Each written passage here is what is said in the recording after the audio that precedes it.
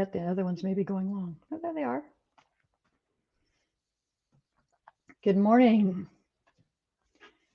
and welcome to the Increasing Training and Licensing session of today's forum. Glad you joined us today. Today we'll be hearing from Miss Marcie Perez from the TTI. She is and Miss Sarah, I'm going to mess this up, Langlois. Close enough. Langlois, yes. Langlois. From the Wisconsin Motorcycle Safety Program. We welcome you both. Thank you. First we'll be hearing from Marcie. She's an associate transportation researcher at the Center for Transportation Safety at Texas A&M's TTI, Transportation Institute. She's got a Bachelor's of Science in Engineering and Technology from the University of Houston and a Master's in Education at Texas A&M. She heads the TTI Data Clearinghouse, and her knowledge of the system makes her the resource for TTI's researchers in need of crash data and general knowledge of crash reporting. Sarah has been with the Wisconsin Motorcycle Safety Program, state administrator since 2015. Her traffic safety career began by providing general support to the State Highway Safety Office within Wisconsin Department of Transportation. Driving her passion in this career has been meeting the people along the way. The partnerships developed in rider education, grant funding, interacting with external stakeholders, and are regular reminders of the broad impact that safety and education has had on our communities. Every roadway user has someone counting on them to return home to. So we welcome you both, and we encourage you to use the Q&A. And as they're doing their presentations, if you have anything, please enter them. And if you want us to stop, just put it in there and we'll jump in and ask them to do so. Thank you, ladies, and welcome, Marcie. Hi, everyone. Hello from Plano, Texas. This morning, I'm going to talk to you a little about a grant that we have. Let me move to the next page. Our grant is to encourage more riders. The project goal is to encourage more riders to complete motorcycle safety training and continue promoting a culture of rider safety in Texas. This is a grant that's funded by TxDOT, and here at TTI, we've been, this is actually like the second year to this grant. The project objectives, there's three main things that are happening in this grant. We're doing a mailing campaign to encourage riders to take training courses. We're supporting a set of riders through the motorcycle safety training, and we're getting their feedback before and after the motorcycle safety course. And then we're presenting and sharing our results in order to continue the same effort and get people encouraged and to go ahead and take motorcycle safety training.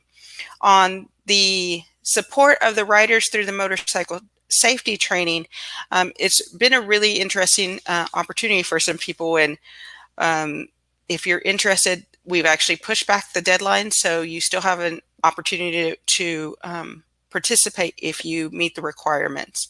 But basically what we've been doing is we're asking people who are unlicensed, meaning not having an M class, to go in and they sign up for a motorcycle safety class. Before they take the class, they then are taking a pre-survey. Then they take the class, and then after the class, they take a post-survey. And so it's a really giving us some interesting information, but on top of, for their participation, we are reimbursing them $150 of the cost for taking the actual motorcycle safety course. So that's a good opportunity. We also have the outreach, which is done through postcard mailouts. This is actually a postcard from last year. The postcards for this year, we actually have 7 designs, and they're really beautiful. Our communications department does a beautiful job with them. So here on, I guess on my side, it's the left side of the screen. you'll see the picture, and then what's on the right is what you're seeing on the inside of the postcard, or on the flip side of the postcard. So these are sent out to residents, not specifically to any one person. But what we're doing is that we are taking motorcycle registration data and linking it with licensing data, and identifying residents that have, it is likely that they have someone at their resident that has not gotten their M-Class license. And so what we're doing is just sending out the postcard to encourage the residents to go ahead up and sign the course, and kind of understand that it is the law that they should be doing this anyway.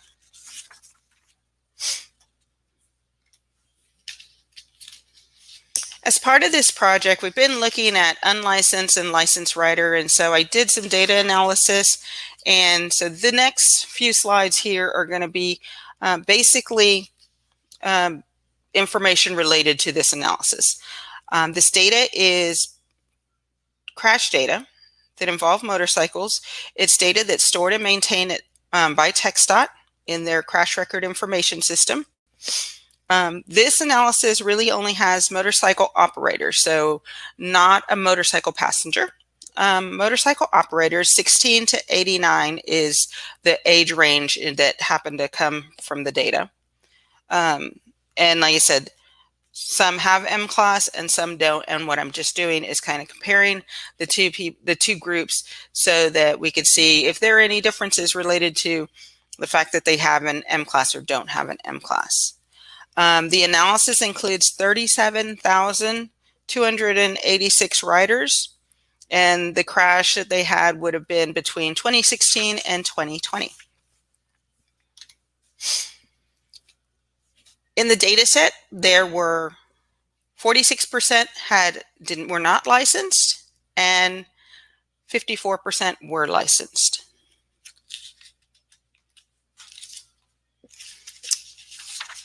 Based on their injury severity, 6% of the unlicensed riders were killed in comparison to 5% of the licensed riders. That's one of the differences we saw. As well as 24% of the unlicensed riders sustained a suspected serious injury, and that's in comparison to 21% of the licensed riders. Other than that, the percentages pretty much are about the same. You're seeing a little bit different in the unlicensed. There's actually a not injured that, they had a little bit less. So, but, these suspected minor and possible injuries, they're pretty close.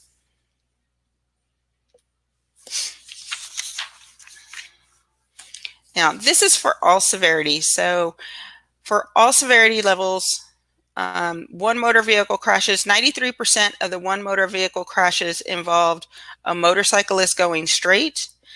And down here, these green bars are the people that are not licensed. So, and the road alignment was level and straight, and level and curve seem to be, are always the top two that we're dealing with. But you're seeing that 58% of the unlicensed riders actually had their crash in this kind of an environment, a straight and level roadway. In these other sections, you're seeing the curved, graded, it's actually the licensed driver that had more issues maneuvering those curves. The graded straight, same thing, the licensed driver. But again, these are all severities, and so you'll see something in a couple slides just showing you some of the injuries that were related.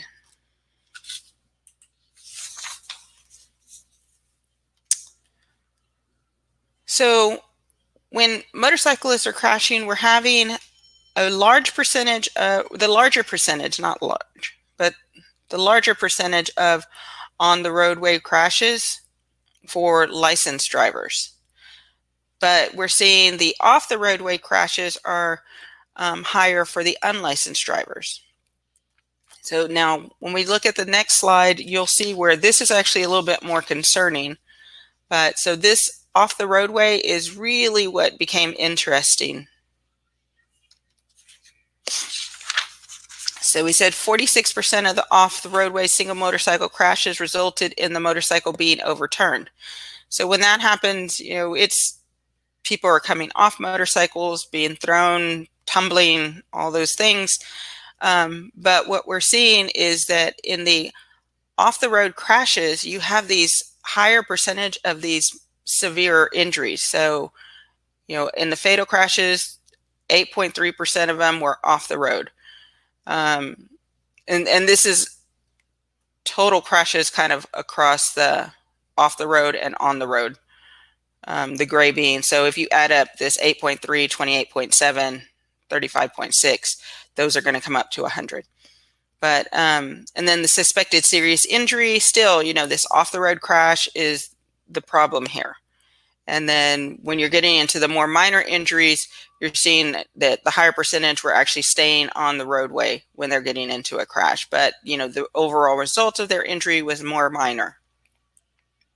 Possible injury, same thing. If they staying on the roadway is what happened. And the non-injury, same thing. Lighting conditions. So again, this is all severities, but riders have a higher percentage, unlicensed riders have a higher percentage of crashing in dark conditions. So does that come with the experience? Not sure, but this 37% is quite different than 28% of the licensed. Helmet use, we saw in the unlicensed driver, we have a much higher percentage of a helmet not being worn when they were in a crash. So this is, something maybe, if we could bring this down, helmet use would be a good thing to bring down. You're seeing that a higher percentage of those that are licensed are wearing their helmet.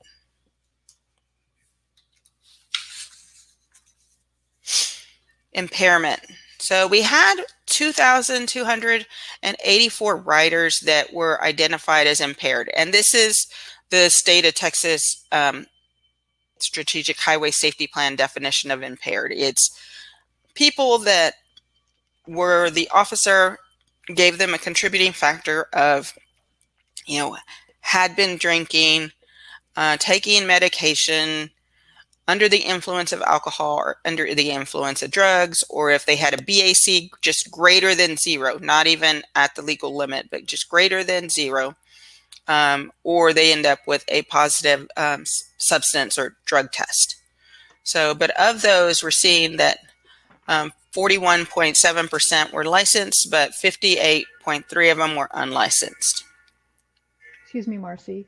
Yeah. We did have a question about how many of them, do we know how many of them are striking fixed objects off the roadway versus infrastructure or natural features? I'm sorry, it came in after you'd already flipped slides. Not a problem. So that's related to this. Yes, I think. What I did, I don't have it on this slide. I don't think I even added it into this document. But what I do know is that the ones that are ending up off the roadway, it's not so much that they hit something, it's that they overturn the motorcycle. And so it's something like close to 50%. I want to say it's actually over 50%, like 53%. So that's the biggest thing. It's not someone struck a tree or someone struck a fence. It's really they go off the side of the road and they're overturning the motorcycle. The next one that came up after that was actually that they struck the curb. And so, and it gets a little, in crash data, the officers don't have unlimited boxes to fill in because, as much as I want to know every single thing that's happening, that would just add so much more time. But, so the officer, what they're putting down is, or what the reviewer is actually saying is based on what all the events that happened, what was the first harmful event really? And so when I say it was overturned, it's not to say that they didn't overturn, and then hit, a tree after that point. But the first harmful event was the overturn. And so when I say this next thing in line was that they hit a curb. So them hitting that curb was, the first bad thing that happened. And so after that, hitting that curb, it is still possible that the motorcycle overturned as well. So, the data is good, but as I don't always know every sequence of events that happen, so hope that answers.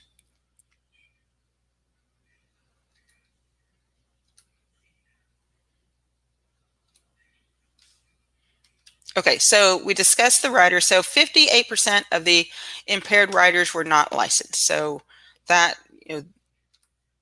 that is a problem. Looking at licensed and unlicensed. The licensed riders, there were less. These are riders that were actually have a BAC reported in the crash data is what this is. So that's why you're seeing this number go down, because we had 2,284 and now we're, got closer to 1,000. The average BAC, pretty close for both of them, whether they were licensed or unlicensed. And for the total group, it's at 0.15. The minimum BAC reported for the unlicensed, 0.003, same for the licensed. The maximum, the licensed drivers really, there's, reported BAC of 0.55. So the intoxication level, the range for the intoxication level under the licensed drivers riders was actually much higher than for the unlicensed.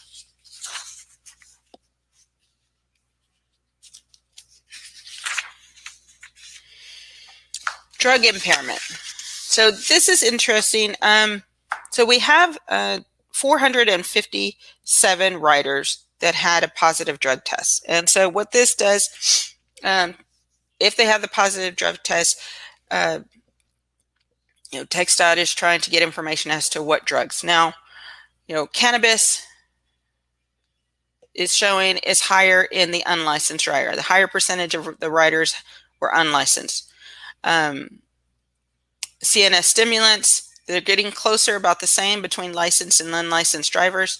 The multi-drug, and so this one, I like knowing that there's multiple drugs. I wish I knew more. But you're seeing in the unlicensed drivers, there's a higher percentage of the riders that did not have that were taking multiple drugs. You got into narcotic analgesics. There's a higher percentage of licensed drivers, CNS depressants, licensed drivers, other drugs, hallucinogenics. There's a higher percentage in the unlicensed rider, and the unknown. Sometimes there is difficulty in identifying actual drugs. Drugs change so fast.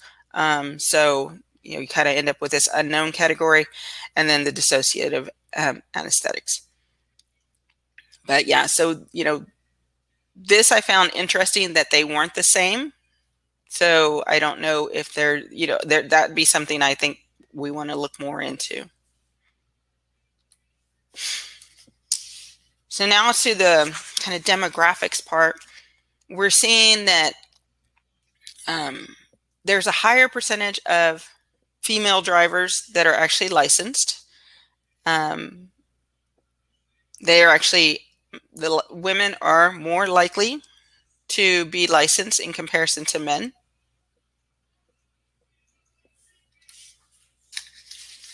Driver age. So in the licensed driver, we're seeing a average age that is about 10 years older than the unlicensed driver. So that's a little interesting to me. The minimum age in both these categories was 16 years old. And like I said, it's not to say that in the crash data there's not a 15-year-old that was on a motorcycle and crashed, but we're talking about licensing, so we don't want to add the 15-year-olds when it's not really likely that a 15-year-old is going to have a license.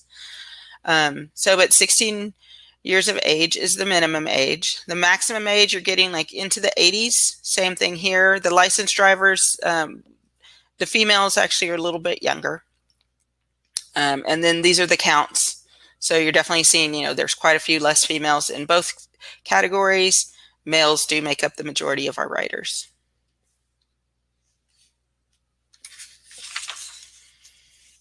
Now, when you took the average age of these and I broke it down by injury severity, I found it very interesting. Again, you're seeing that 10-year age gap.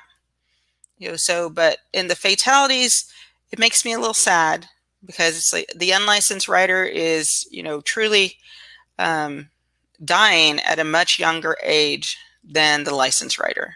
And then the suspected serious injury, and the suspected serious injury is, to me, is probably the thing that concerns me the most, because if you get injured with a serious injury, it's likely that may affect you for the rest of your life. So, I find this a little bit disturbing that you're taking, 10 years basically with these injuries here.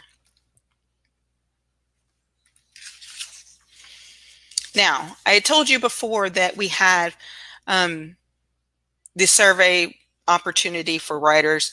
And so if they are going to go take either a basic rider course to get their M license, or for some riders, they're able to, they've been riding for a while, they're not beginners, so you can actually take an advanced rider course and still get your M license with that. So this is information related to some of the very initial responses that we got from the pre-course survey.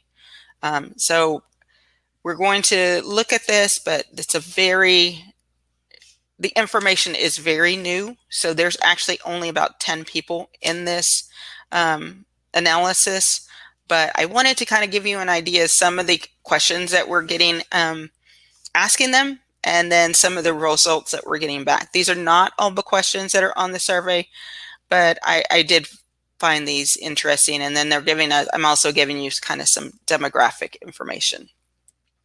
So currently, the average age of the participants was 35 years old. So that makes me happy when I just looked at the injuries and the age happening, the 10-year difference. So this 35 years old is aligning with the unlicensed rider. The minimum age right now is 20. Our survey opportunity is only open to those that are 18 and older. They need to be adults. So this does align with that. And then our maximum age is at 49 years of age. Currently, which I'm really happy with this, we have 30% female and 70% male. We asked the participants, what age were they when they first operated a motorcycle? So our average age is 29 years old. That's about 5 years younger than our average age of our participant group. The minimum age, I'm reading the chat or the Q&A. Has COVID been counted as a factor for people not getting licensed training for 2020? It has not really. And I know there was some time there where people, let me read the question. Has COVID been counted as a factor for people not getting trained and licensed for 2020? And the answer for this part, no. We did not really take that into account. We do know that some of the schools weren't open and people weren't able to participate in training courses. So we know that may show in the data probably a year from now. It's kind of hard to know all that data right now. But for our study, we just really started opening up the participation to the study in the spring. So a lot of those courses were starting to open back up. I know some people were having trouble finding the advanced rider course, that those weren't necessarily being offered as much as before. The one thing we have found in our data analysis that motorcyclists did not stay home. Motorcycle riding was kind of used, I think, as an outlet for being able to get out during this time of COVID. Is there a tuition grant available to motorcycle schools for all new riders? Not that I know of. Like I said, we have pushed back the deadlines, and if you know somebody who does not have their M license, they're 18 years of age, and they want to go take their basic writer course or the advanced writer course in order to obtain it, they can still go in and apply to be part of the study, and then like I said, they will be reimbursed. So they would actually have to pay for their course on their own, and we would reimburse them at different stages throughout this their participation in this study.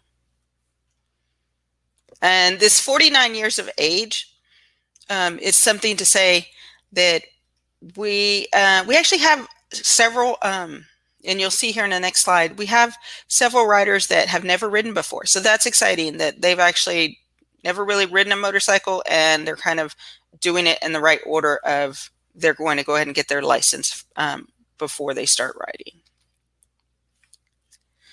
Years of riding. So we have about half the course that they're new riders. They've never really ridden before. They're getting their M license, and then they will start riding. Less than 1 year was just a small percentage. More than 15 and 1 to 5. So this group, they're about equal. How did you learn to ride? A lot of people were taught by friends or relative, and then self-taught, and then again that 50% new riders. So they will be learning basically the basics of riding through the rider course and then moving on. How many of you have friends or family that ride a motorcycle? So we're seeing, okay, so we're seeing that most people do have friends. And I am going to just slide through this next thing. And Sarah, I'm sorry, I kind of went over into your time, but I wanted to go ahead and let you go ahead. If you have a question, you can have my contact information. I'm sure it's available through the forum, and I'm going to switch over to Sarah now.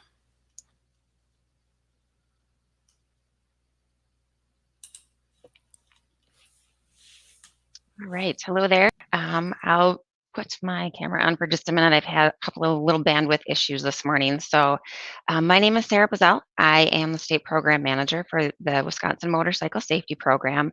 One of the things that I feel really fortunate about in our program is that our state highway safety office is located within our Department of Transportation, which also houses our Division of State Patrol. So a lot of times where there's been barriers to motor vehicle or driver licensing data, all of those entities are within the same agency. So that's really brought down some barriers for us in the last few years to make some changes in how we collect and analyze our data. One of the things that I'm sure you've all seen in motorcycle safety is it's really a complex issue, and there's a lot of community concern to approaching these problems.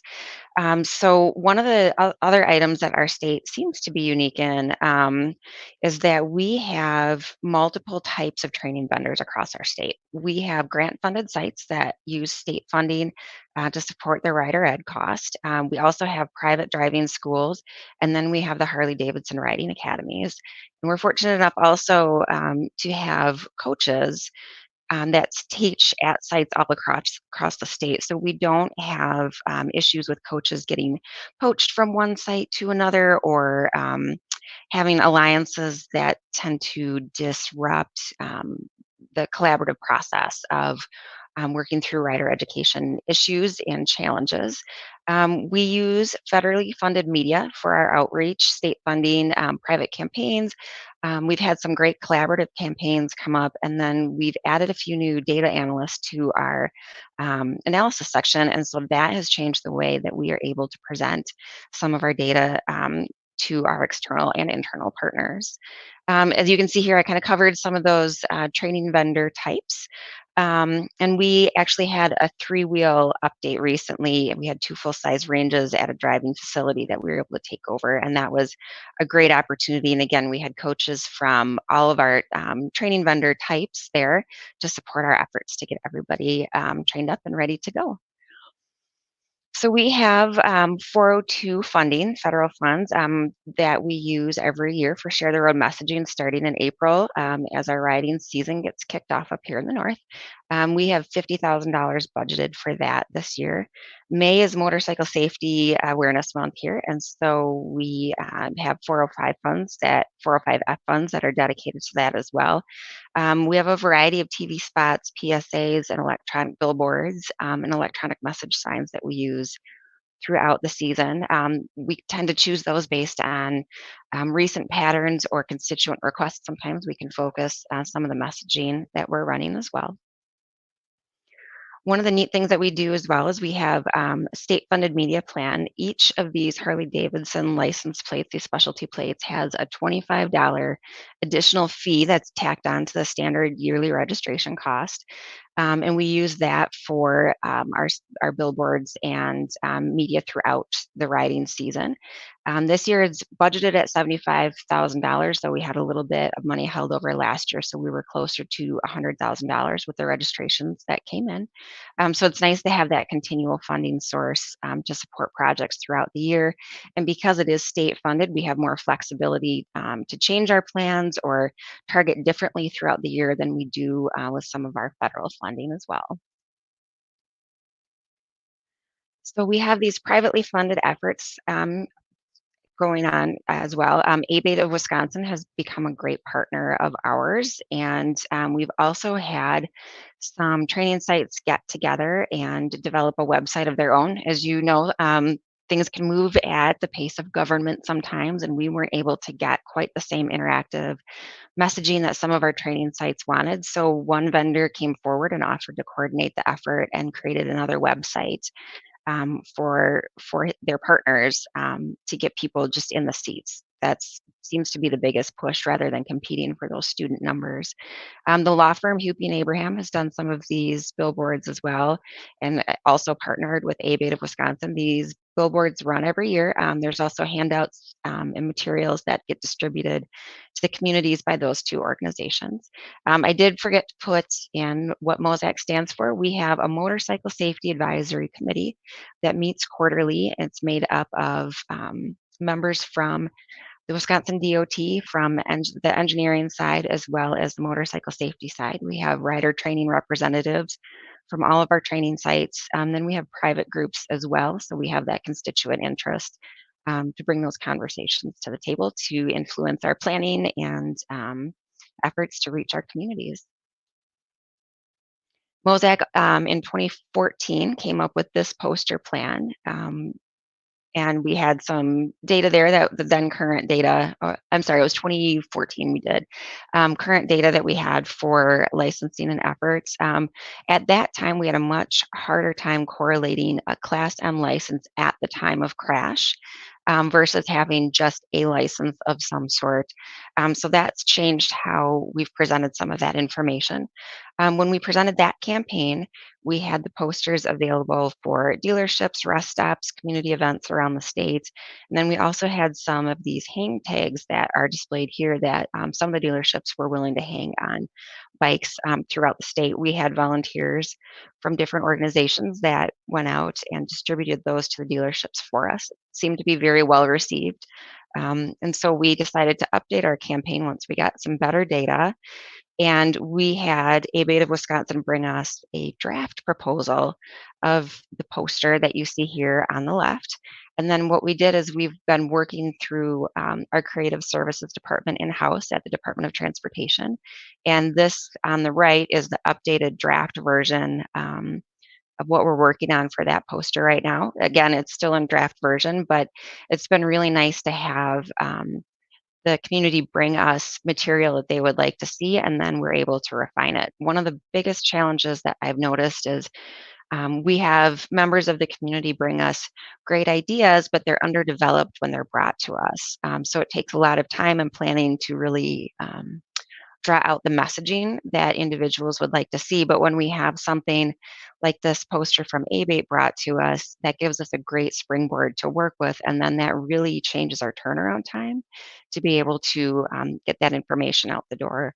So with some of our state funds, we're able to get these posters printed up fairly quickly and in a decent volume. And then we are able to send out these stacks of these posters to different community members, and they're willing to distribute those for us around the state. So again, it's community buy-in towards the efforts that we're all passionate about. So as I mentioned earlier as well, we have some new data analysts on our team. What you see here are some of our older presentations of our data. It was great for people who really like to dig into the numbers, but some of the people that we have participating don't have data backgrounds. They want to understand what the trends are, but they don't want to spend as much time digging into what all of the individual pieces mean. So what we've been able to do is create some of these color-coded charts. Again, some of these are draft versions that we're working on refining with our team members. But it has made it a lot easier to understand at a simple glance. What we also do too is make these charts available to our coaches throughout the state that through a specialized website. And that way they're able to share these in the classroom with their students. And as they're continually updated, the students and the coaches are getting the most recent information every quarter. So that way we don't have quite as much of a lag time in our reporting. As you can see here, we have driver behaviors in a crash for licensed versus non-licensed motorcyclists. And then we have the road types as well of where the crashes are taking place. And we have some drug and alcohol results here. Now, our crash records collection system changed a few years ago, so we're still getting caught up to having the most recent data, and our testing methods for alcohol and drugs has changed as well. So it'll take us a couple years to get more solid data going for that. So it'll be interesting to see in a few years what we have put together that we can give us the more definition for trends. We have our age ranges here for licensed and unlicensed. And I have all of these presentations or all these slides in the handout section as well. So that's kind of why I'm buzzing through those. And that takes us back to the beginning again. We've really found the biggest piece that we've come to is collaborating with outreach at community, summer community events. Now that COVID is subsiding a bit, our outreach team is able to bring our messaging through smart trainer use out to the communities. And we're able to meet more and get more students in the seats this year.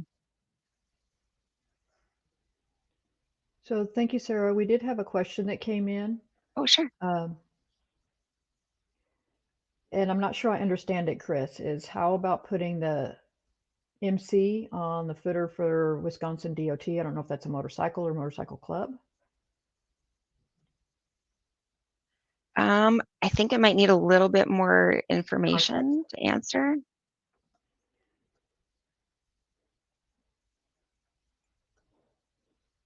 Might have been for one of the posters. I wasn't able to show the whole footer on one of the posters. Okay. But I'd be happy to provide that. If you want to provide a little more information, we can see if we can get that answered for you.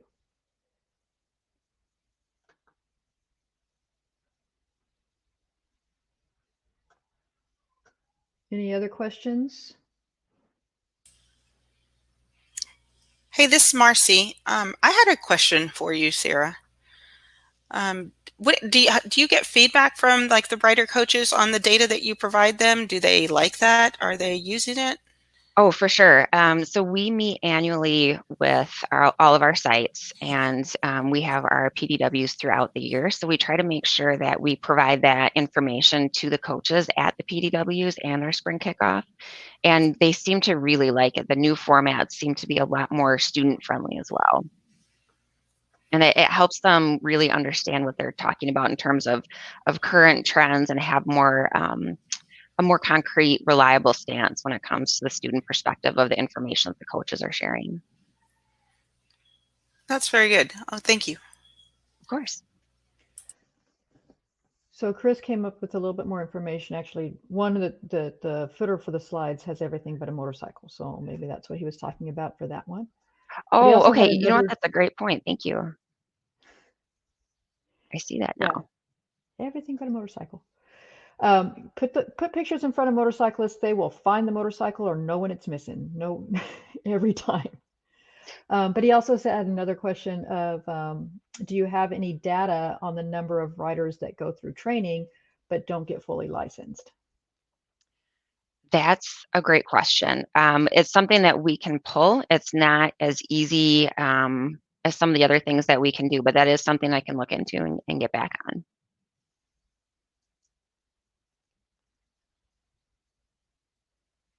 Thank you.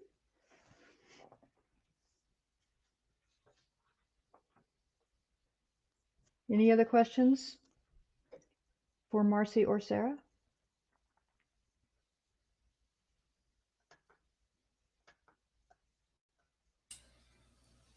So just as a reminder, in your handouts tab, there's the forum handouts as well as the full agenda, and Sarah has her presentation there available for you if you'd like to download that. And again, in the auditorium on the agenda, you can see their full bios. We have one more question from Chris, was wondering what barriers are there to getting completely licensed in Wisconsin? One of the issues that we had a few years ago was road testing availability for in-traffic testing. So the motorcycle safety program generally sends $5,000 to $10,000 over to our division of motor vehicles to increase staff overtime for that testing.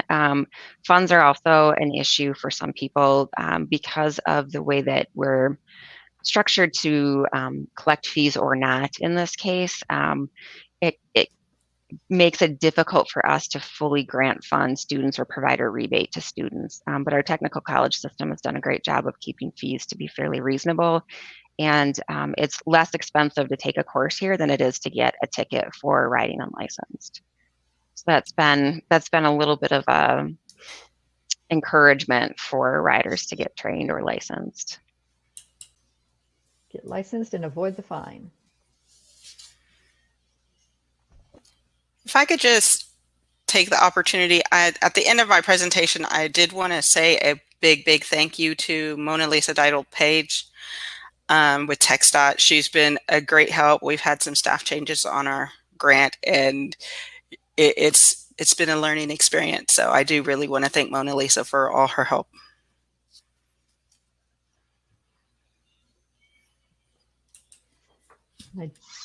Thank you very much. Again, grab a handout, and as you leave this session, it'll take you back to the auditorium. Please take a moment and click on the survey for this session and let us know how we're doing. And we look forward to seeing you in the next session. Thank you, everybody. A special thank you to Sarah and Marcie for coming and sharing their information with us today. And we appreciate your work that you do in the field of motorcycle safety and for taking the time to visit with us today. Thank you so much. Thanks for the invitation, Kathy. I appreciate it. Thank you.